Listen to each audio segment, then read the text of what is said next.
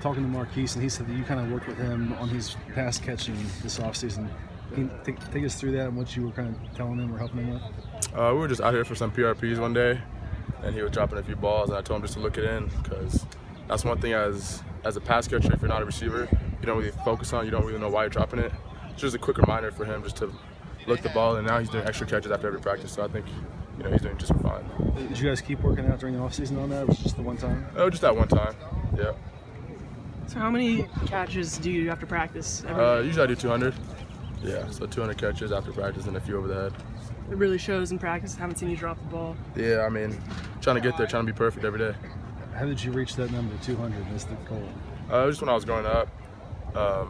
It's a number that my dad made for us, so I've been doing it ever since. How long? Like, when do you remember beginning that routine?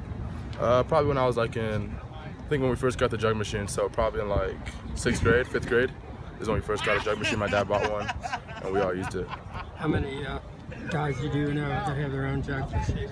Well, when we first got it, we were the only ones that have our own jug machine, and then a few years later, we knew a couple other guys that bought some. So, but not a lot, not a whole lot. So how many drops in that 200 mix? Today I probably had like 4 or 5. Yeah. Is that about average? Yeah. I mean, try to keep it to 0, but you can't. Yeah. I mean, it's tough. How does being in part of a quarterback competition, I mean, obviously you're not in the competition, but how does that affect the jobs that receivers are doing over the course of camp, getting balls from so many different guys? I mean, as receivers, we don't really care who's out there. Whatever quarterback is saying, we're going to roll with them and make our plays. So we're going to try to catch everything. You hear people say that, and then when a quarterback is named, people will talk about, oh, the timing. We're getting our timing down with one specific guy. I mean, there seems like a kind of a disconnect there, no? No, I mean, not really. This offense is fairly new for all of us, so I don't think timing is a big thing right now. We're just trying to do everything right in terms of route running and quarterbacks making their reads. So I don't think we've gotten there yet. Graham said normally 14 to 18 wide receivers. Today you had 7. He said you guys are running too many patterns and catching too. Do you feel like that, or do you think, hey, this is great? I mean, we're kind of low on receivers, but I mean, our coaches do a great job of saving our legs when they need to, subbing us in and out. Certain routes that we're not going to get the ball, he was subbing someone else in. So I think the coaches do a great job of subbing us in and out.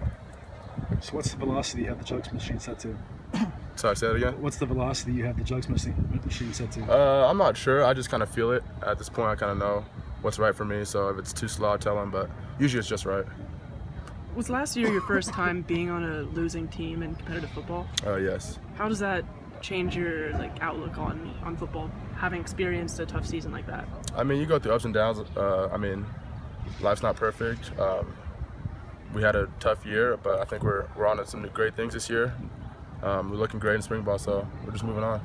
How different is this team, attitude-wise, say, than last year's team? I think we understand what happened last year, and we just never want that to happen again. So that bitter taste in our mouth is still there. Every day in practice, we come out and try to prove ourselves, get better individually at everything we can do, and just make sure that never happens again. What happened last year in your mind?